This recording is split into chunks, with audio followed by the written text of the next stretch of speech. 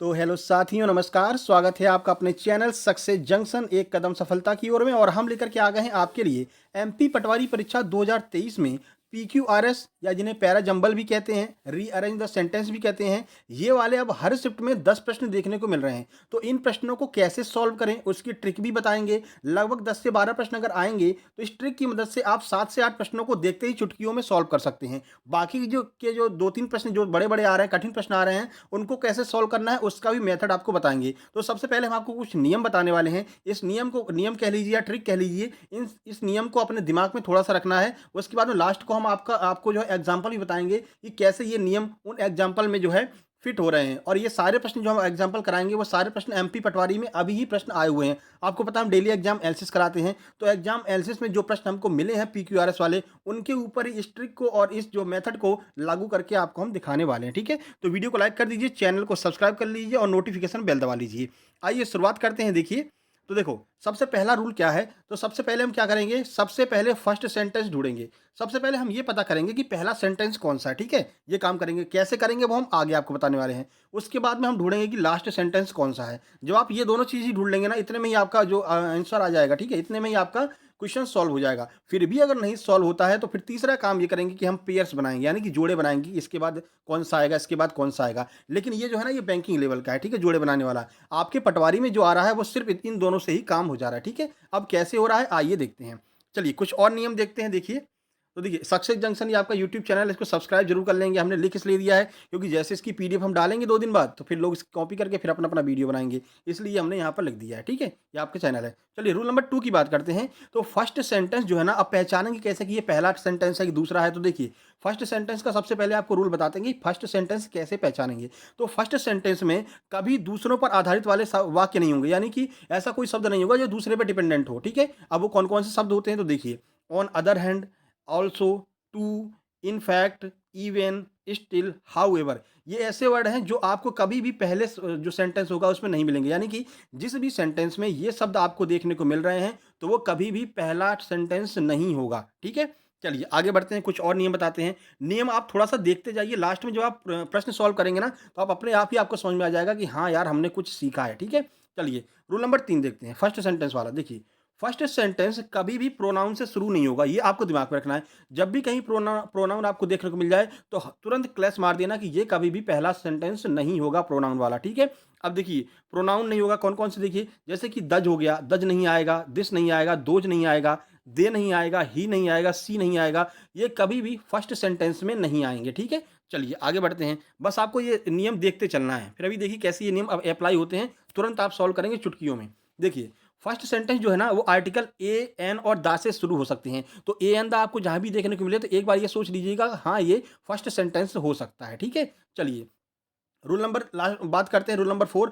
अब ये first sentence वाली सारी बातें हमने आपको बता दी। ठीक है, यहाँ पर आपको फर्स्ट सेंटेंस में कर्ता देखने को जरूर मिलेगा। ठीक है, ये सारी चीज़ें आपको देखने को मिलेंगी, कोई रीजन मिलेगा, कोई कारण बताएंगे, कोई समस्या बताएंगे, वो सब आपको फर्स्ट सेंटेंस में देखने को मिलेगी। अब आप कह रहे होंगे सर ये फर्स्ट सेंटेंस पर इतना जोर क्यों दे रहे हैं, क्यों जोर दे रहे हैं, वो हम आपको लास्ट में बताने वाले हैं। जब प्रॉब्लम सॉल्व करेंगे ना, जब क्वेश्चन सॉल्व करेंगे ना, तब आप कहेंगे हाँ सर मजा आ गया। ठीक है, चलिए अगला देखते हैं, रूल नंबर 4 क्या कहता है। अब हम लास्ट सेंटेंस ढूंढेंगे। लास्ट सेंटेंस कैसे ढूंढेंगे आइए देखते हैं। तो अंतिम सेंटेंस में हमेशा निष्कर्ष के बारे में बताया जाएगा, यानी जो भी समस्या आपको पहले सेंटेंस में बताई गई है ना, उसका जो सॉल्यूशन होगा। बीच में बहुत सारी बातें करेंगे, ऐसा है वैसा है, लेकिन जो सॉल्यूशन होगा ना वो आपको लास्ट सेंटेंस में ही देखने को मिलेगा। तो सबसे पहले ये देखना कि कौन से सेंटेंस में इसका सॉल्यूशन देखने को मिल रहा है। ठीक है, और फिर भी नहीं समझ में आता तो और कुछ कीवर्ड के द्वारा हम पता कर लेंगे कि हाँ ये लास्ट सेंटेंस है। कैसे, लास्ट सेंटेंस में है ना आपको क्या क्या देखने को मिलेगा, क्लियरली देखने को मिलेगा, दस देखने को मिलेगा, ये दस रिपीट हो गया, ये दस केवल ऊपर मिलेगा। ठीक है, दस देखने को मिलेगा, देयरफॉर देखने को मिलेगा, फाइनली देखने को मिलेगा। आप कहते भी ना फाइनली भाई मेरा काम हो गया, यानी कि आपका सॉल्यूशन निकल गया, तो फाइनली वर्ड आपको देखने को मिलेगा। यानी कुल मिलाकर के जो लास्ट सेंटेंस होता है उसमें आपको क्या देखने को मिलेगा, सॉल्यूशन देखने को मिलेगा। ठीक है, चलिए अब लास्ट सेंटेंस का अंत कभी भी किस पे नहीं होता है। तो देखिए, जो लास्ट सेंटेंस है ना उसका अंत कभी भी प्रीपोजिशन पर नहीं होगा, कंजक्शन पर नहीं होगा। यानी कि अगर लास्ट सेंटेंस के लास्ट में प्रीपोजिशन और कंजक्शन है तो कभी भी लास्ट सेंटेंस नहीं होगा। ठीक है, चलिए देखते हैं। बस लास्ट सेंटेंस और फर्स्ट सेंटेंस इतना आप समझ गए ना, तो आप पटवारी में बस देखते ही चुटकियों में देखते ही देखते में मुश्किल से 2 मिनट लगेंगे। 2 मिनट में आप 7 से 8 जो है पैराजंबल आसानी से सॉल्व कर लेंगे। ठीक है ना, बस लास्ट सेंटेंस और फर्स्ट सेंटेंस छाटना आप समझ गए, कैसे छाटना है वो हम आपको बता रहे हैं। ठीक है, चलिए थोड़ा सा धैर्य रख के देखेंगे। देखिए कौन कौन से वर्ड नहीं आएंगे किसमें, लास्ट सेंटेंस में। जैसे कि कभी भी नाइदर नहीं आएगा, आइदर नहीं आएगा, फॉर नहीं आएगा, दैट नहीं आएगा, ऑफ नहीं आएगा, प्ले नहीं आएगा, होल्ड नहीं आएगा। यानी कोई वर्ब जो है ना वो वर्ब पे कभी भी लास्ट सेंटेंस खत्म होगा ही नहीं। क्यों? रीजन तो बताएगा भैया। लास्ट सेंटेंस कब खत्म होता है? जब आपको पूरा सॉल्यूशन मिल जाता है। और अगर ये चीज़ें आ गई तो ये किसी ना किसी रीजन को बताती हैं। यानी कि इसके बाद एक और कोई सेंटेंस आने वाला है तो ये कभी भी लास्ट सेंटेंस का लास्ट में ये कभी भी देखने को नहीं मिलेंगे। ठीक है। अब अगर आप लास्ट सेंटेंस और फर्स्ट सेंटेंस बनाना सीख गए तो आपका पूरा प्रॉब्लम सॉल्व हो गई। मान लीजिए कोई बड़े बड़े क्वेश्चन कुछ आ जाते हैं जिनमें आपको लास्ट सेंटेंस और फर्स्ट सेंटेंस से काम नहीं चल रहा है, तो आप क्या करेंगे? पेयर बनाना सीखेंगे। अब पेयर बनाने के कुछ नियम होते हैं, कैसे पेयर बनाएंगे उसके लिए भी कुछ ट्रिक है। देख लीजिए। देखो, टू के बाद हमेशा वर्ब की फर्स्ट फॉर्म आएगी। मान लीजिए कोई सेंटेंस जो है वो टू पर खत्म हो रहा है ना, तो आपको ये ढूंढना है कि वर्ब की फर्स्ट फॉर्म अगले किस सेंटेंस में देखने को मिल रही है। जहां पर भी वर्ब की फर्स्ट फॉर्म देखने को मिल जाए, समझ लीजिए ये दोनों अपना पेयर बना रहे हैं। इसके तुरंत बाद ये आएगा, ये आपको दिमाग में रखना है। ठीक है। चलिए और आगे चलते हैं। मॉडल वर्ब पता है, मॉडल वर्ब के बाद में हमेशा वर्ब की फर्स्ट फॉर्म आती है। तो जहां पर भी कैन कुड वगैरह आ रहा हो, कैन कुड पर कोई सेंटेंस खत्म हो रहा हो, मान लीजिए बी सेंटेंस है, ठीक है ना, बी बी जाकर के कैन पर खत्म हो रहा है। ठीक है। अब आपको ये देखना है कि ऐसा कौन सा सेंटेंस है जो वर्ब की फर्स्ट फॉर्म से स्टार्ट हो रहा है। मान लीजिए होल्ड से स्टार्ट हो रहा है, होप से स्टार्ट हो रहा है, प्ले से स्टार्ट हो रहा है, तो कैन के बाद में हमेशा वर्ब की फर्स्ट फॉर्म वाला ही सेंटेंस आएगा। ठीक है। अब चलिए और आगे बढ़ते हैं। देखिए, अब देखिए किसी भी कंपनी का या जो अपना नाम होता है उसका फुल फॉर्म जो है ना, पहले फुल फॉर्म ही दिया जाएगा। ठीक है। मान लीजिए जैसे एमबीए दिया हुआ है तो पहले आपको बताया जाएगा भाई एमबीए का फुल फॉर्म क्या होता है। मास्टर ऑफ बिजनेस एडमिनिस्ट्रेशन पहले ये लिखा होगा, उसके बाद में इसका कहीं पर भी शॉर्ट फॉर्म आएगा। ठीक है ना। पहले आपको आपका आपके पूरे नाम से बुलाया जाएगा ना स्कूल में। मान लीजिए मेरा नाम अतुल शुक्ला है तो मुझे अतुल शुक्ला के नाम से पहले बुलाया जाएगा। फिर मान लीजिए कोई दोबारा हमको बुलाना है तो कोई अतुल कह देगा या फिर कोई शुक्ला जी कह देगा, है ना, ऐसे कह देगा। लेकिन पहले तो आपका पहला नाम ही बुलाया जाएगा ना, पूरा नाम। तो पहले फुल फॉर्म आएगा, उसके बाद में शॉर्ट फॉर्म आएगा। ठीक है। चलिए आगे बढ़ते हैं। देखें, अगर कोई सब्जेक्ट दिया गया है तो उसका प्रोनाउन बाद में आएगा। यानी कि पहले सब्जेक्ट आएगा, उसके बाद में प्रोनाउन आएगा। मान लीजिए यहाँ पर राम दिया है, ठीक है, और अगले सेंटेंस में ही दिया है, तो पहले राम वाला सेंटेंस आएगा, उसके तुरंत बाद जो है वो ही वाला सेंटेंस आएगा। तो ये भी आपका पेयर बन जाएगा। ठीक है। पेयर बनाना सीख गए। चलिए टाइम पीरियड से कनेक्ट करेंगे। मान लीजिए अभी 2001 की कोई बात कही गई है एक सेंटेंस में, अगले सेंटेंस में हम देखते हैं कि सबसे ऊपर वाले सेंटेंस में 2005 की बात कही गई है, तो कौन सा पहले आएगा? पहले 2001 वाला आएगा, उसके बाद में 2005 के बारे में बताएंगे। तो ये भी आपका एक पेयर बन जाएगा। ठीक है। उम्मीद करते हैं आप थोड़ा समझ में आ रहा होगा। बस अभी बस आप देखते जाइए, लास्ट में जो आप प्रॉब्लम सॉल्व करेंगे ना, तब आप कहेंगे हाँ सर यार ये तो मज़ा आ गया, आज मैंने सब सीख लिया। ठीक है। चलिए कंजक्शन की बात करते हैं। तो कंजक्शन से कैसे कनेक्ट होगा? जैसे कंजक्शन दिया हुआ है, अगर आइदर दिया है तो उसके तुरंत बाद वाला जो होगा ना वो और होगा। आपको पता है आइदर के साथ में और आता है ना, आइदर का कंजक्शन क्या होता है? आइदर और का पेयर होता है। तो अगर एक सेंटेंस में आइदर दिया हुआ है तो आपको ये ढूंढना है कि दूसरे सेंटेंस में और कहाँ पर है। जहां पर भी आपको और देखने को मिल जाए तो समझ लीजिए ये इसका पेयर बन गया। ठीक है। चलिए आगे बढ़ते हैं। नाइदर के बाद में नॉर आएगा, आपको पता ही है। ठीक है। ऑल्दो के साथ में येट आता है, नॉट ओनली के साथ में बट ऑल्सो आएगा। ठीक है।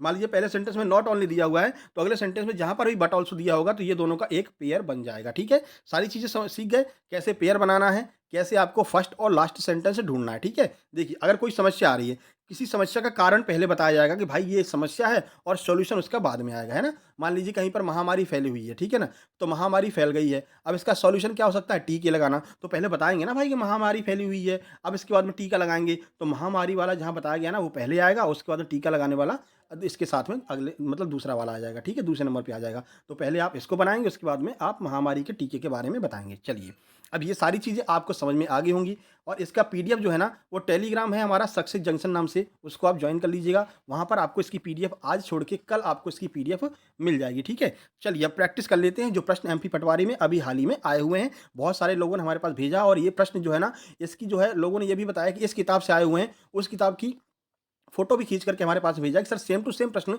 यही आया हुआ था। और वो जो प्रश्न है ना उसको भी हमने टेलीग्राम चैनल पर डाल दिया है, तो वहाँ भी आज आप जाकर के देख लेना।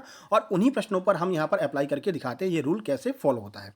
चलिए आइए देखते हैं पहला वाला, एकदम देखिए माफ कीजिएगा, जल्दी जल्दी में थोड़ा सा खांसी वासी आ जाती है। ठीक है। चलिए एमपी पटवारी 2023 का ये प्रश्न है, देख लीजिए, पढ़ लेते हैं पहले। तो देखिए पहला है पी, पी में बताया गया has always been a gap between, दूसरा है द व्यू ऑफ क्रिटिक्स, तीसरा है and those of the general public, और चौथा है इट इज टू दैट।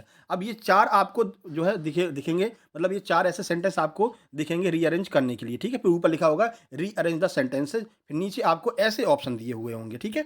ऐसे आपको ऑप्शन दिए हुए होंगे। अब क्या करेंगे, हम सबसे पहले ऑप्शन को हटाते हैं। ठीक है। तो सबसे पहले हम क्या करेंगे, देखिए इसका आंसर तो पहले ही दिख गया यार, चलिए कोई दिक्कत नहीं है। सबसे पहले हटाएँगे क्या? तो सबसे पहले हम ये देखेंगे कि भाई पहला सेंटेंस कौन-सा नहीं हो सकता। तो जहाँ पर भी आपको हैज़ दिख रहा है ना, हैज़ पहला सेंटेंस नहीं होगा। क्यों? हैज़ तो भाई सहायक्रिया होती है ना, तो हैज़ कहाँ से पहला सेंटेंस हो जाएगा? तो ये देखिए कहाँ पर पी आ रहा है। जहाँ पर भी पी पहले आ रहा हो उसको सबको काट दीजिए। आइए देख लेते हैं। देखिए पी यहाँ पर आ रहा है, कट जाएगा, ठीक है। पी यहाँ पर आ रहा है, कट जाएगा, ठीक है। 2 तो कट गए, ठीक है। अब हम ये देखेंगे कि सर लास्ट वाला सेंटेंस देख लेते हैं। हमने पहले बताया था आपको, पहला सेंटेंस फाइंड आप कर लो, उसके बाद लास्ट सेंटेंस फाइंड कर लो, ठीक है। तो पहला हमने ये देख लिया कि जो पी है, वो कभी भी पहला सेंटेंस नहीं होगा, ठीक है। क्यों नहीं होगा? क्योंकि ये तो सहायक्रिया से स्टार्ट हो रहा है, हमें तो कर्ता चाहिए, तो कर्ता तो है नहीं। तो पी वाले 2 कट गए, कौन से? पहले ए और बी कट गया, ठीक है। अब हम ये देखेंगे कि भाई लास्ट सेंटेंस कौन-सा नहीं हो सकता, ठीक है। अब हमको ये पता करना है कि लास्ट कौन-सा नहीं होगा। यानी आर और एस में से एक ही ऐसा कोई है जो लास्ट होगा। तो सबसे पहले हम एस की बात करते हैं। तो एस को देखिए, हम एस में देखेंगे तो एस में देखिए, एस में क्या है? लास्ट में दैट लगा हुआ है। और हमने ये क्या कहा था कि जो भी लास्ट वाला सेंटेंस होगा ना, उसमें कभी भी कंजक्शन नहीं लगेगा, यानी कि दैट नहीं लगेगा, ऑफ नहीं लगेगा। और इसमें तो दैट लगा हुआ है, यानी कि जो एस है ना, वो कभी भी लास्ट सेंटेंस तो हो ही नहीं सकता, ठीक है ना। कभी भी लास्ट सेंटेंस नहीं हो सकता। तो इस हिसाब से आपका आंसर यहाँ पर एस भी कट जाएगा, और पी वाले हम पहले ही काट चुके हैं, तो आंसर क्या बचा आपका? ये सी बचा। सी का मतलब है एस पी क्यू आर, यानी कि पहला सेंटेंस एस होगा और लास्ट वाला सेंटेंस आर होगा। तो पहले और लास्ट सेंटेंस से ही हमने इसको सॉल्व कर लिया। क्यों नहीं होगा? पी पहला सेंटेंस बता दिया ना, सहायक्रिया लगी हुई है, सहायक्रिया से कोई शब्द स्टार्ट ही नहीं होता, कोई वाक्य स्टार्ट ही नहीं होता भैया, तो पी हमने काट दिया। उसके बाद हमने देखा कि लास्ट लास्ट वाला सेंटेंस ढूंढ लेते हैं। देखिए फिर हमने सोचा कि एस क्या लास्ट सेंटेंस हो सकता है? तो हमने देखा यार एस के लास्ट में तो दैट लगा हुआ है, और जो भी लास्ट सेंटेंस होगा उसके लास्ट में दैट तो हो ही नहीं सकता, क्योंकि इसमें तो कंक्लूजन आता है। फाइनली बता देते हैं भाई ये रिजल्ट आ गया, और दैट तो ये बता रहा है कि इसके बाद भी कोई शब्द आने वाला है, कोई सेंटेंस आने वाला है, यानी कि ये दैट वाला जो है ना, वो लास्ट सेंटेंस नहीं हो सकता। तो दैट वाला लास्ट सेंटेंस किस में दिया हुआ है? यानी कि लास्ट में एस दिया हुआ है, यानी कि ये कह रहा है कि आर पी क्यू एस, यानी कि लास्ट वाला से जो सेंटेंस होगा वो एस होगा, और हमने पता कर लिया कि एस तो लास्ट सेंटेंस हो ही नहीं सकता, तो हमने ये भी काट दिया। फाइनली हमारा आंसर क्या बचा? एस पी क्यू आर, ठीक है। चलिए अब इसका सॉल्यूशन भी आपको बता देते हैं, लिखा हुआ सॉल्यूशन आपको मिलेगा। सब कुछ हमने समझा दिया, इसको हम नोट डाउन भी कर देंगे, जिससे जब आप इसकी पीडीएफ डाउनलोड करें तो आप आसानी से समझ सकें कि आखिर ऊपर वाले सेंटेंस में हुआ क्या है। आंसर इसका सी हो गया, एस पी क्यू आर, ठीक है। सेंटेंस को रीअरेंज करके देख लेना, नहीं तो बहुत बड़ी वीडियो हो जाएगी, ठीक है। अब क्यों हो गया सी आंसर, ये देखिए लिखा हुआ आपको मिल जाएगा।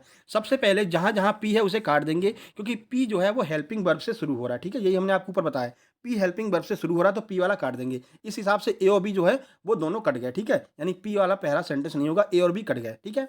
एस जो है वो लास्ट सेंटेंस नहीं होगा, क्योंकि एस में कंजक्शन दैट आ रहा है, ठीक है। दैट जो है वो लास्ट में आ रहा है, और लास्ट जिसमें भी दैट लास्ट में आता है, हमने पहले ही बताया कि प्रीपोजिशन कंजक्शन ये सब लास्ट में आए तो समझ लेना कि वो लास्ट सेंटेंस कभी नहीं हो सकता। इस हिसाब से एस वाला भी कट गया। तो फाइनली क्या बात बता, जो आर है ना, आर में पूरी बात बताई जा रही है, यानी कि जो आर है उसमें एकदम लास्ट बात बताई जा रही है कि हाँ ये कंक्लूजन जो है वो आपका आर में देखने को मिल रहा है। देख लीजिए क्या है, and those of the general public, यानी पब्लिक पे आकर के बात खत्म हो गई, तो ये आपका बिल्कुल आंसर जो है हो जाएगा, एस वाला जो है वो बिल्कुल लास्ट हो जाएगा, ठीक है। इस हिसाब से आपका बन जाएगा सी, यानी कि एस पी क्यू आर, पहले एस आएगा, इट इज ट्रू दैट, कि ये बिल्कुल सत्य बात है। उसके बाद में पी आएगा, has always been a gap, कि जो मतलब दो लोगों के बीच में हमेशा एक गैप होता है, किस किस के बीच में। उसके बाद क्यू आएगा, दैट व्यूज ऑफ क्रिटिक्स, यानी कि क्रिटिक्स के व्यूज में। उसके बाद में एर आ जाएगा, आर आ जाएगा, and those of the general public, ठीक है। तो कुल मिलाकर के ये कहना चाह रहा है इट इज ट्रू दैट, ये बिल्कुल सत्य बात है, सत्य बात है। That has always been a gap,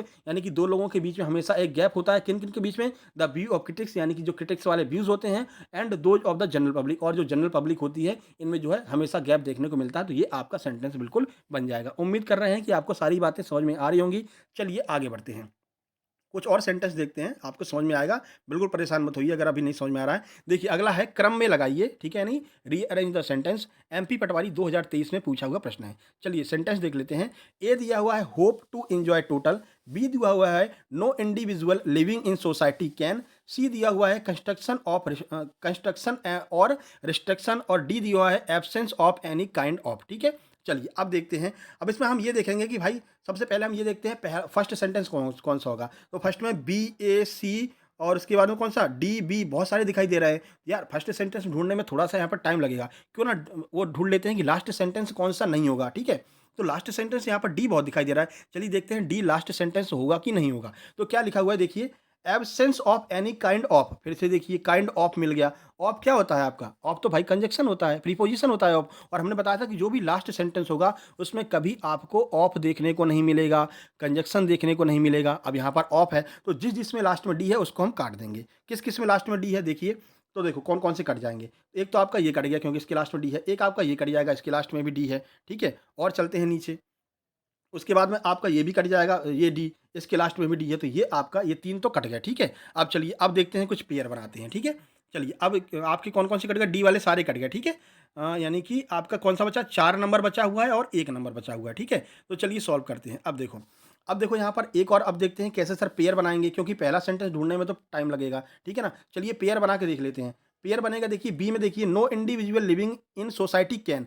can आ गया ना, हमने एक और आपको रूल बताया था कि कैन जहाँ पर भी आए तो हम ये सर्च करेंगे कि कैन यानी कि मॉडल वर्ब, मॉडल वर्ब के बाद में फर्स्ट फॉर्म कहाँ पर देखने को मिल रहा है वो सर्च करेंगे। तो कैन के बाद में फर्स्ट फॉर्म कहाँ पर है, ठीक है। तो बी में तो कोई मतलब ही नहीं है, ठीक है। फर्स्ट फॉर्म देखिए कहाँ पर है, तो ये होप, होप दिख रहा है। होप क्या होता है, फर्स्ट फॉर्म होता है। होप माने आशा, उम्मीद, होप फर्स्ट फॉर्म होता है। यानी कि कैन के बाद में होप जुड़ेगा, तो ये पेयर बन गया। पेयर हमने बना लिया, कैन के बाद में होप जुड़ेगा, यानी कि ये तो बिल्कुल सत्य बात है कि बी के बाद में ए आएगा, यानी कि बी के बाद में ही ए आएगा, बी के बाद में ही ए आएगा। अब ढूंढ लेते हैं बी के बाद में ए कहाँ पर देखने को मिल रहा है। तो चलिए देखते हैं। पहला है, पहले में देखिए बी के बाद में ए देखने को मिल रहा है ना, पहला बी के बाद में ए देखने को मिल रहा है। और हमने कौन सा छोड़ा था, देखिए और कौन सा छोड़ा था, और हमने छोड़ा था आपका 4 नंबर। 4 नंबर में क्या बी के बाद में ए है, नहीं, ये तो यार ए पहले आ रहा है और बी बाद में आ रहा है, तो ये भी आपका गलत हो जाएगा। डी वाला पहले ही गलत हो चुका था और 4 नंबर भी आपका पेयर की वजह से गलत हो गया, यानी कि फाइनली बचा कौन सा, तो बी ए डी सी, ये आपका बिल्कुल सही आंसर हो जाएगा, ठीक है। अभी हमने आपको सारा समझा दिया।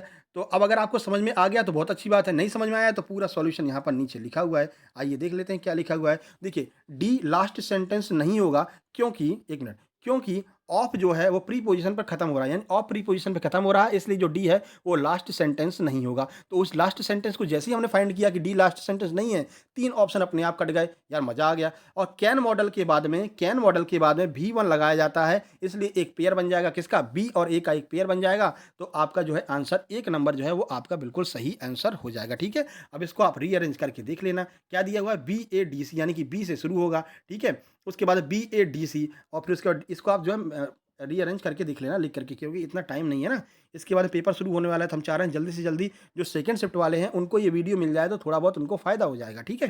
चलिए अगला देखते हैं। अगला ये थोड़ा सा बड़ा सा आ गया, एमपी पटवारी 2023 में। अब बड़ा सा आ गया, आप कह रहे सर छोटे छोटे पे तो आपने अप्लाई कर दिया, बड़े पे अप्लाई करके बताओ तो जाने। तो चलिए बड़े पर देख लेते हैं। देखिए, as they try to convince potential investors, the kingdom and its bankers are in a difficult sport, an undue share of the burden of outputs cuts that the company want bear, ठीक है। Beer का अर्थ होता है बर्दाश्त नहीं करेगी, ठीक है। अब चलिए इतना सारा आपने पढ़ लिया, अब आपको कुछ समझ में नहीं आ रहा है कि क्या करें, तो हम ये फाइंड करेंगे। ऑप्शन देखते हैं, ऑप्शन क्या दिया हुआ है, ए बी डी सी, ठीक है, C A B D, B A D C, A C D B. अब हम ये देखते हैं कि पहला सेंटेंस इसमें से कौन सा हो सकता है, ठीक है। तो चलिए पहला सेंटेंस देखते हैं, ए बी, मतलब 2 बार ए आ रहा है और 1 बार सी 1 बार बी आ रहा है। चलिए देखते हैं ए से स्टार्ट होगा कि नहीं होगा। आइए ए से देख लेते हैं।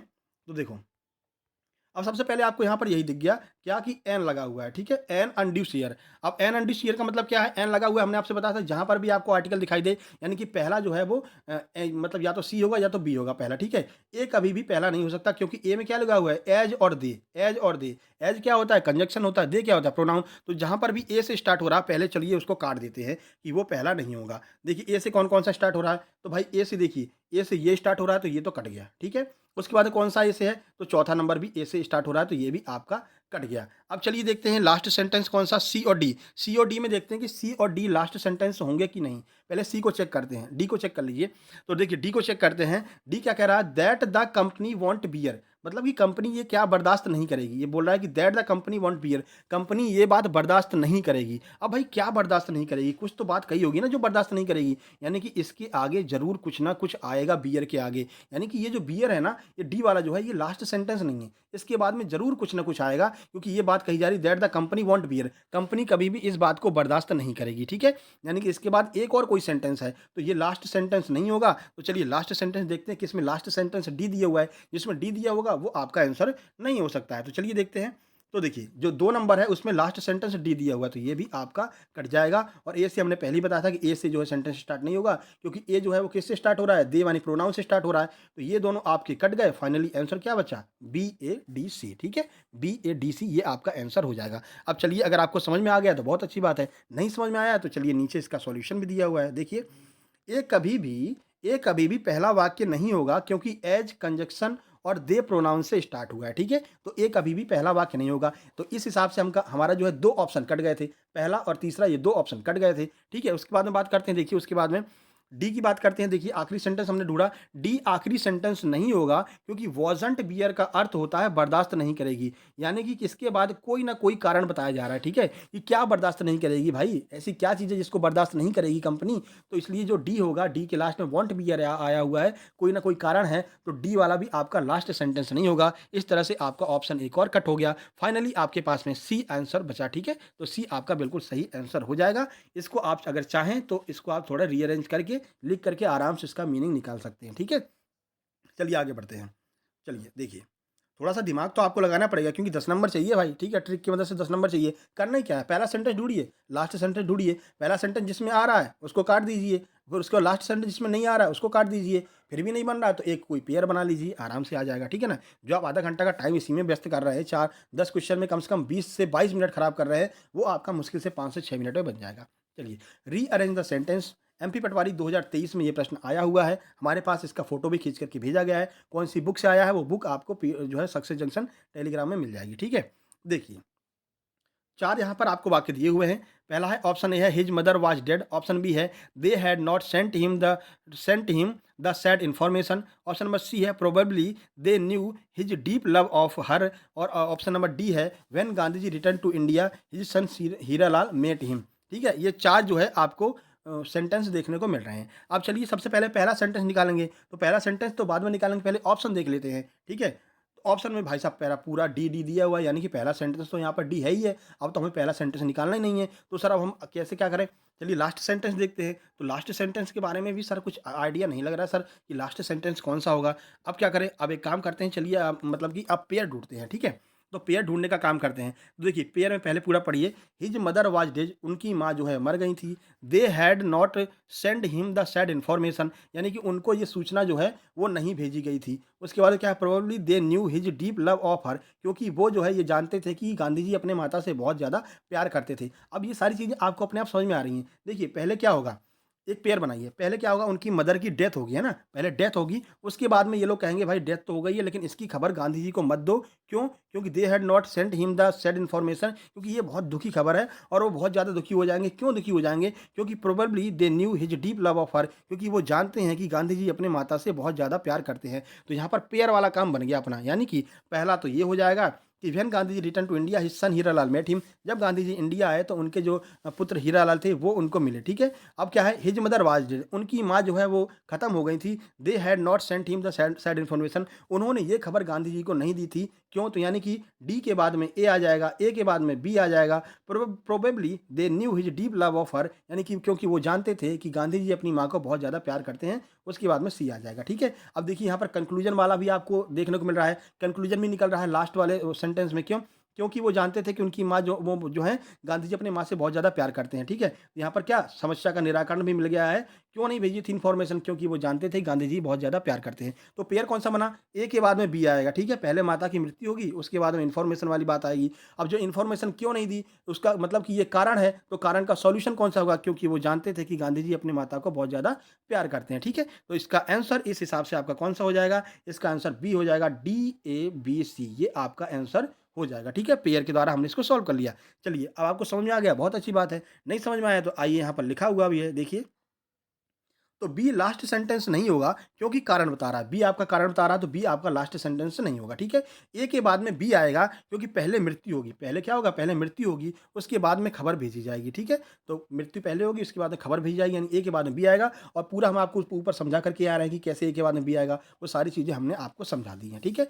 फिर भी आपको अगर कुछ समझ में नहीं आया हो तो ये हमारी इंस्टाग्राम ID है Mr. Atul 800 के नाम से हमारी इंस्टा ID है। आप Mr. Atul 800 डाल देंगे तब भी वहाँ पर आपको देखने को मिल जाएगा। इस इंस्टा ID पर आप फॉलो कर लीजिए। कोई भी समस्या आपको आ रही हो तो आप वहाँ पर हमसे जो है डायरेक्ट बात कर सकते हैं, डायरेक्ट पूछ सकते हैं। पहले फॉलो करेंगे तभी मैसेज जाएगा, नहीं तो मैसेज नहीं जाएगा भाई मेरे भाई, ठीक है। चलिए बाकी ये वीडियो पसंद है, वीडियो को लाइक कर दीजिए, चैनल को सब्सक्राइब कर लीजिए, ठीक है।